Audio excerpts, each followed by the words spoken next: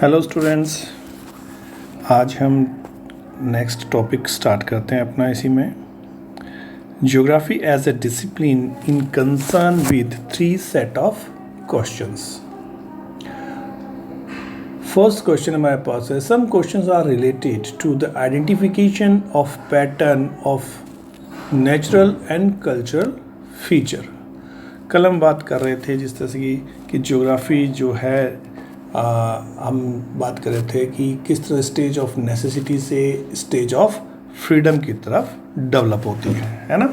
यानी कि ह्यूमन जो है वो पहले नेचर से गवर्न होता था और अब नेचर के साथ वो इंटरेक्ट करता है with the help of technology के साथ में। जितनी टेक्नोलॉजी जितनी जानता है उतनी नेचर को जानने लगा, जितना नेचर को जानने लगा उतना उसको यूज़ करने लगा। तो हम यहाँ बात कर रहे थे कि एक एज ए जियोग्राफी सब्जेक्ट जो है वो 3 क्वेश्चन सेट क्वेश्चन है यहाँ पे, उनसे कंसर्न है। पहला क्वेश्चन है कि रिलेटेड टू द आइडेंटिफिकेशन, पहली चीज़ को पहचान करना, आइडेंटिफिकेशन करना कि ये जो कोई चीज़ हमें नज़र आ रही है, चाहे वो फिज़िकल है, चाहे वो सोशल ज्योग्राफी में है, चाहे वो फिज़िकल ज्योग्राफी में है, तो वो वहाँ पे उसको पहचानना कि ये आइडेंटिफिकेशन हमें देखना है। फिर उसका पैटर्न देखना है, ठीक है, कि किस पैटर्न के अंदर है वो, उसके पैटर्न को पहचानना है। और फिर नेचुरल और कल्चर फीचर्स किस तरीके से वहाँ पे मिलते हैं वो हमें देखना है। तो जो पूरी अर्थ के ऊपर फैले हुए हैं, और ये किससे मिलेगा कि वहाँ क्या है, व्हाट जो है कि ये क्या है, उससे हमें पता लगेगा। माउंटेन है तो ये क्या है, इसको क्या कहेंगे, माउंटेन कहेंगे, इसको प्लेट्यू कहेंगे, इसको रिवर कहेंगे, या रिवर का ये जो फीचर बना हुआ है इसको क्या कहेंगे, ठीक है। और उसको पहले इसको आइडेंटिफिकेशन करना, उसको पहचान करना है। तो identification of the pattern of natural and culture feature is कैसे मिलेगा हमें, व्हाट से, दैट मीन्स व्हाट क्या है, कोई चीज़ कैसे है, क्या है, ये देखेंगे तो हमें स्टार्ट होगा। सेकंड क्वेश्चन हमारा है कि related to the distribution of natural and human culture feature, ये कहाँ पे आएंगे, कहाँ पे हैं, वेयर, ठीक है, कि किस जगह पे आपको ऐसी ऐसी चीज़ें मिलेगी, डिस्ट्रीब्यूशन कहाँ कहाँ पे है। पहले हमने देखा ये फलां चीज़ है क्या, फिर हमने कहा ये चीज़ यहाँ पे क्यों है, इस जगह पे मिली, कहाँ पे, सरफेस कौन सी है, किस टाइप की सरफेस है, किस टाइप का क्लाइमेट है, कहाँ पे मिल रहा है, वो है, उसको हमने देखा। और जब हम दोनों क्वेश्चन को मिला देते हैं कि क्या है और कहाँ है, तो हमारे पास आ जाएगा इसका आंसर कि क्यों है, वाई। तो हमारे पास क्या मिलेगा, थर्ड क्वेश्चन बनता है इन दोनों को मिलाने पे कि इन दोनों का इंटर रिलेशनशिप क्या है, ठीक है। तो both this question take care of the distribution of the locational aspect of the natural and culture feature. This both questions provide, क्या प्रोवाइड कराएगा हमें कि information what feature and where located, किस टाइप का फीचर है और कहाँ पर है, ये दोनों, और इनके बीच में क्या है, इंटर लिंक्ड हो जाएगा। It was very popular approach during the colonial period. These 2 questions did not make geography a specific discipline, जब तक कि इसमें थर्ड क्वेश्चन हम नहीं ऐड कर देते।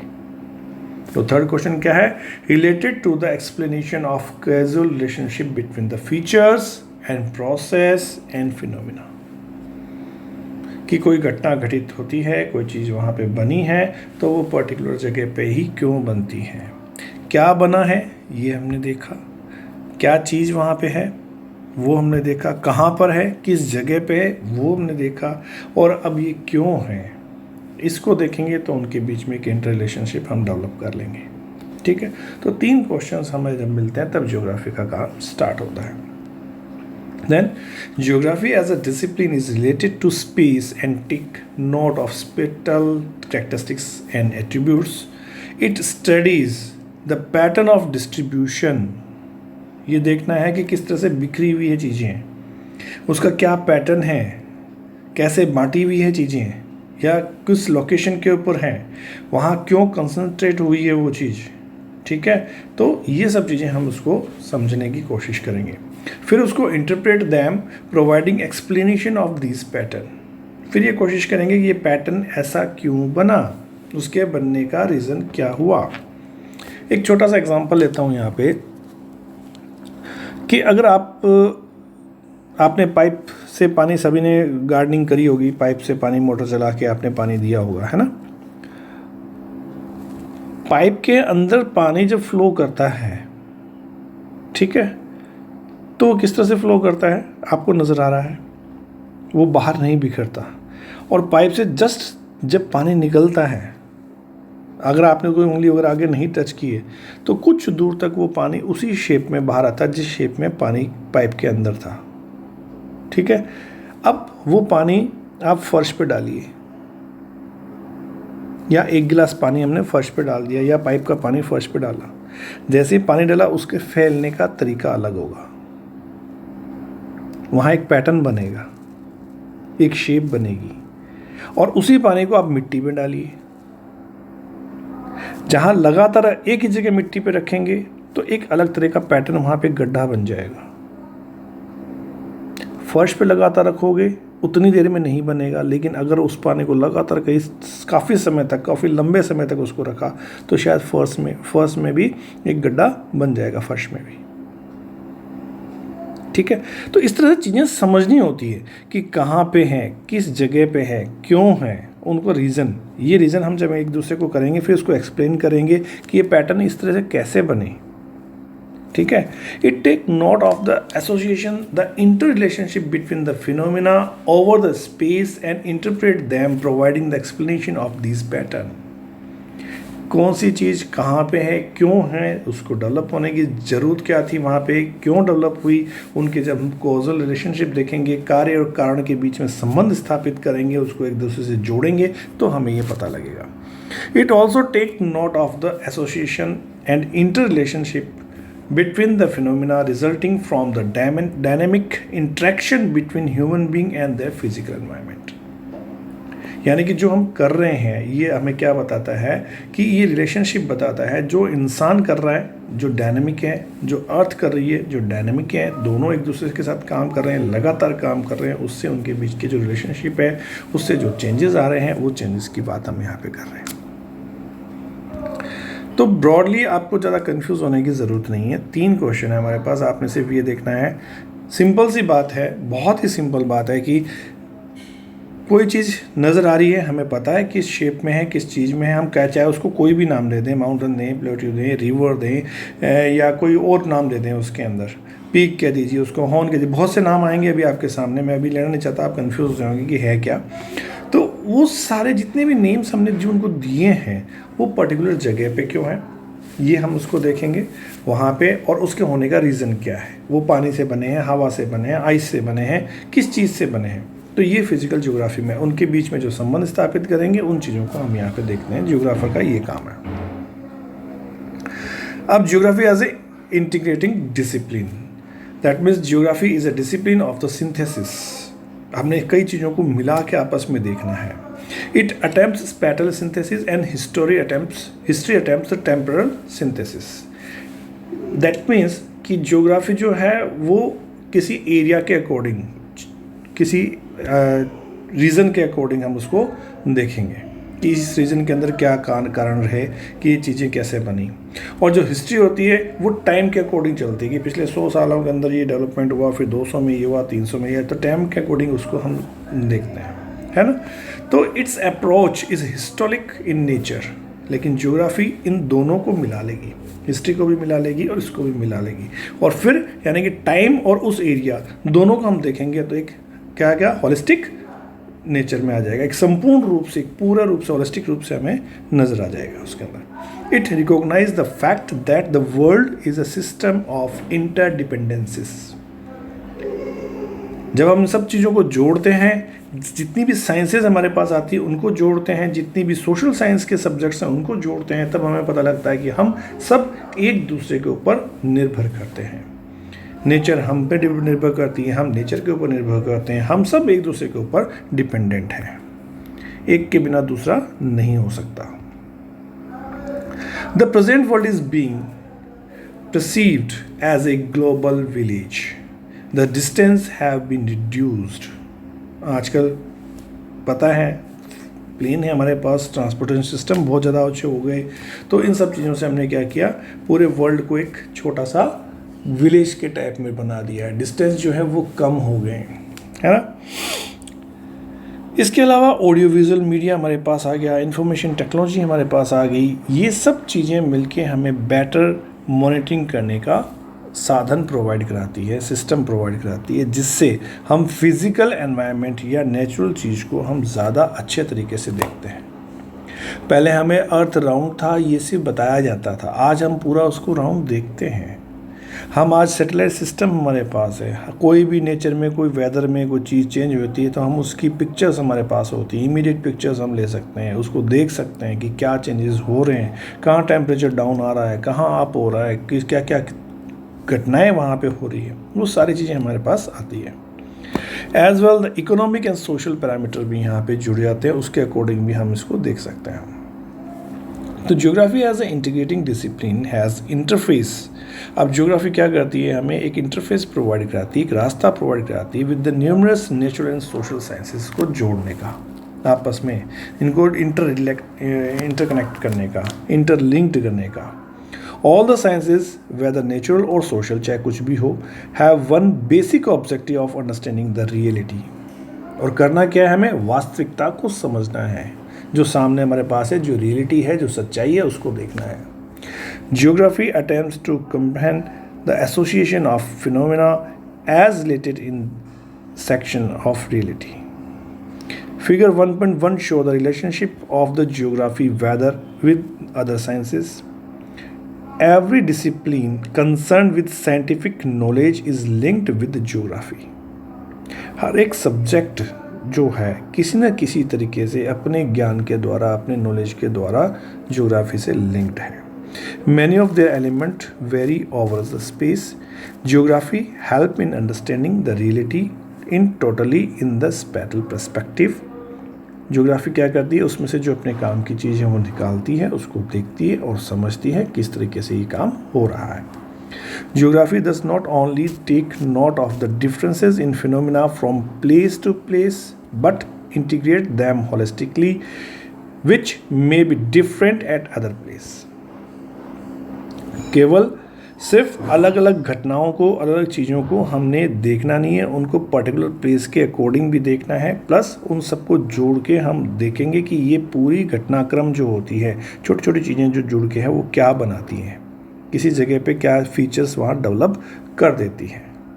मान लीजिए आज आपको एक छोटा सा एग्जांपल लेता हूँ कि आज आपको दीवार के अंदर या किसी चट्टान के पास में एक चट्टान गिर जाती है, एक रॉक गिर जाती है, या कोई दीवार गिर रही है, उसके अंदर कोई दरार नज़र आता है, क्रैक नज़र आता है, ठीक है। जब आप क्रैक के पास में जाते हैं तब आपको पता लगता है कि वो क्रैक जो है उसमें कोई जड़ आई हुई है, किसी पेड़ की रूट आई हुई है। ओके, अब ये रूट आई कैसे, ये वहाँ पे डेवलप कैसे हुआ? पहली बात तो बीज कहाँ से आया, तो उसके लिए हमें क्या देखना पड़ेगा, बॉटनी का कुछ सिस्टम समझना पड़ेगा, कुछ जूलॉजी का सिस्टम समझना पड़ेगा कि कैसे सीड्स का ट्रांसपोर्टेशन होता है, एक जगह से दूसरी जगह कैसे वो पहुंचते हैं, किसी जानवर के थ्रू पहुंचा, किसी पक्षी के द्वारा पहुंचा, बर्ड लेके आया, कौन लेके आया। फिर उस बायोलॉजिकल एक्टिविटी देखनी पड़ेगी वहाँ पे कि वो जब रूट उसके अंदर वहाँ बीज वहाँ गया तो उसको बारिश, पानी या क्या मिला जिससे वो उगना स्टार्ट हुआ, ग्रो करना स्टार्ट हुआ। देन यहाँ पे बॉटनी काम आएगी थोड़ा सा। फिर हमें थोड़ा सा ये देखना पड़ेगा कि वो डेवलप हुआ, तो जैसे जैसे वो डेवलप होता रहा, सेल सिस्टम उसके डेवलप होते रहे, उसने क्या किया, प्रेशर डाला किसके ऊपर, वॉल के ऊपर या उस रॉक के बीच में। अब वो जब प्रेशर उसके ऊपर पड़ा तो क्या हुआ, उसमें दरार जो पहले छोटी सी जिसमें वो गया था वो अब उसको बड़ा कर रहा था, उसको तोड़ रहा था, उसको इरोड कर रहा था। और एक दिन ऐसा आया जब उसने काफ़ी उसको बड़ा कर दिया और तोड़ दिया। अब मे भी ये हो सकता है, एक दूसरी जगह की बात बताता हूँ कि बहुत ठंडी जगह है, डायरेक्ट सनलाइट के अंदर है लेकिन ठंडी जगह है, आइस जमी हुई है वहाँ पे। फिर हमको पता लगा कि क्या साहब वहाँ पे क्रैक था छोटा सा, उस क्रैक में पानी आता था डेली, रात को वो जम जाता था क्योंकि ठंड बहुत थी। अब जमने के बाद क्या हुआ, उसके अंदर आइस के रूप में कन्वर्ट हो गया, फैल गया। उसने क्या किया, आसपास की जो दीवार थी उसके ऊपर हल्का सा प्रेशर डाला, क्योंकि जब भी वाटर आइस में कन्वर्ट होगा तो क्या होगा, वॉल्यूम उसका ज़्यादा हो जाएगा, फैल जाएगा, वो बड़ा हो जाएगा। फिर देर में वापस सनलाइट आई, वो मेल्ट हो गया, फिर वापस पानी आया, फिर ये लगातार कई सालों तक चला। तो उसने धीरे धीरे धीरे धीरे करते करते उस क्रैक को बढ़ा दिया। अब यहाँ क्या हुआ, थोड़ी केमिस्ट्री पता लगी, थोड़ी सी साइंस पता लगी, है ना। तो इस तरह से हम सब्जेक्ट के बेसिक नॉलेज हमें होना चाहिए, इस तरह से ये जुड़ा हुआ है। क्लियर हुआ। तो इस तरह से हमें संपूर्ण रूप से उसको होलिस्टिकली एक तरीके से देखेंगे तो एक प्लेस को, एक जगह को, एक रीजन को दूसरी जगह से हम जोड़ सकते हैं। A geographer required have a broad understanding of all the related field to be able to logically integrate them. Clear हुआ अब कि जोग्राफर को क्या होना चाहिए, सभी चीज़ों का नॉलेज होना चाहिए ताकि वो सभी चीज़ों को आपस में सही जगह जोड़ सके, उसको रख सके। This integration can be understood with the examples. एक एग्जाम्पल ये भी दे रहे हैं साहब, देख लीजिए। Geography influence the historical event, spatial distance itself has been a very important factor to alter the course of history of the world. Spatial depth provided defense to many countries, particularly in the last century. In traditional warfare, countries with a large size in area gained time at the cost of space. The defense provided by oceanic expanses around the countries of the New World has protected them from wars being imposed on their soil. If we look at the historical event world over, each one of them can interpret it geographically. जैसे German ने जब Russia के ऊपर attack किया था, आपको ध्यान होगा वर्ल्ड वॉर के टाइम में जर्मन ने जब रशिया पर अटैक किया, हिटलर ने जब अटैक किया, तो रशियन आर्मी जो थी वो पीछे हट गई और अपने गाँवों को ख़त्म करती हुई, नष्ट करती हुई, जलाती हुई पीछे हटती रही, क्योंकि उनको पता था कि विद इन 1 मंथ 2 मंथ जो भी टाइम था, हिस्ट्री में इतनी बढ़िया नहीं है, तो उसके अंदर विद इन 1.5 या 2 मंथ का जो टाइम था उनके पास, उसके अंदर सर्दियाँ वहाँ पड़ना स्टार्ट हो जाएगी। और जब सर्दी पड़ेगी तो उनके पास तो सप्लाई लाइन चालू है रशिया के पास, लेकिन जर्मन फौज जर्मनी से इतनी दूर आ जाएगी कि उनकी सप्लाई लाइन टूट जाएगी और उस समय अगर जब वो उसके ऊपर वापस अटैक करेंगे तो वो हारेंगे। और यही कहानी वहाँ पे हुई भी थी, शायद आपने हिस्ट्री में ये पढ़ा होगा। इसी तरह अगर हम बात करें इंडिया की, तो हिमालय जो है वो हमको एक बैरियर प्रोवाइड कराता है। आप सबको पता है, एक रुकावट के रूप में है, एक अवरोध के रूप में है, एक सिक्योरिटी प्रोवाइड कराता है हमें। इधर से कोई हमें हमला नहीं कर सकता, ये हमें एक सिक्योरिटी मिलती है। लेकिन ये कुछ पासेस भी देता है जिसके थ्रू हम पुराने माइग्रेंट्स जो थे, जो हमारे लोग जाते थे, वो सेंट्रल एशिया से कनेक्ट करते थे। ओल्ड सिल्क रूट आपको पता है, ये सब चीज़ें वहाँ पे कनेक्ट होती थी। तो सी कोस्ट एरिया का जो है वो ईस्ट और वेस्ट दोनों तरफ से हमारे कनेक्ट होते हैं। ईस्टर्न कोस्ट से हम साउथ ईस्ट के अंदर कनेक्ट होते हैं, वेस्टर्न कोस्ट एरिया से हम यूरोप, अफ्रीका वगैरह वेस्टर्न कंट्री से कनेक्ट होते हैं। तो इस तरीके से ये नेविगेशन सिस्टम है। नेविगेशन टेक्नोलॉजी हमें यूरोपियन कंट्री से कनेक्ट करने के लिए, उनको पास में लाने के लिए काम आती है। अफ्रीका से कनेक्ट हो सकते हैं। तो ये सब चीज़ें हमें समझनी होगी, थोड़ा थोड़ा साइंस, थोड़ी थोड़ी चीज़ें सब हमें समझ गई तो हमारी चीज़ समझ में आएगी। The geographical factor have modified the course of history in different part of world. तो इस तरीके से क्या होगा कि धीरे धीरे वर्ल्ड के हर एक पार्ट के अंदर अलग अलग चीज़ें मॉडिफाइड हो जाएगी। Clear? Every geographical phenomena undergoes change through time and can be explained. उसको टाइम के अकॉर्डिंग अगर वो चेंज होता है तो हम उसको क्या कहेंगे, टेम्पररी वो चेंज हो रहा है। चेंज इन लैंडफॉर्म्स, जो लैंडफॉर्म बने उसमें चेंज आता है, क्लाइमेट है उसमें चेंजेस आते हैं, वेजिटेशन है उसमें चेंज आता है, इकोनॉमिक एक्टिविटी है, प्राइमरी, फिर सेकेंडरी, फिर टर्सरी, फिर हम चेंज होते गए हैं, ऑक्यूपेशन हमारा चेंज होता गया। ठीक है, कभी प्राइमरी एग्रीकल्चर पे थे, फिर कभी हम रेयरिंग करने लगे, हंटिंग से, गैदरिंग से, एग्रीकल्चर से रेयरिंग के ऊपर आए, फिर कमर्शियल एक्टिविटी में चले गए, फिर इंडस्ट्रियल एक्टिविटी में चले गए। आजकल हम और नॉलेज बेस्ड एक्टिविटीज़ करते हैं, तो डिपेंड करता है। Culture development have followed a definite historical course. Many geographical features result from a decision-making process by a different institution and particular point of time. It is possible to convert time in term of space and space in term of time. For example, हम बात करते हैं कैसे इसको convert कर सकते हैं कि एक A जो है इस 1500 किलोमीटर फ्रॉम प्लेस B, और अल्टरनेटिवली हम उसको कह सकते हैं कि A जो है 2 घंटे दूर है B प्लेस से या 17 घंटे दूर है। अब ये डिपेंड करेगा कि वो किसके थ्रू ट्रैवल कर रहा है। अगर वो प्लेन से एरोप्लेन से जा रहा है तो 2 घंटे की दूरी पर है। अगर वो बाय बस या कुछ और ट्रेन वगैरह से ट्रैवल कर रहा है तो 17 से 20 घंटे की दूरी पे है। तो डिपेंड करेगा कि टाइम और स्पेस को हम किस तरह से डिफाइन करें। ठीक है। It is for this reason time as a integral part of geographical studies, और इस वजह से क्या होता है टाइम भी इसके साथ जुड़ जाता है एज ए 4th डायमेंशन की बात हम करते हैं। ठीक है, तो यहाँ पे टाइम भी इसके साथ अटैच हो गया। चलिए आज इतना ही है, बाकी कल देखते हैं। Thank you.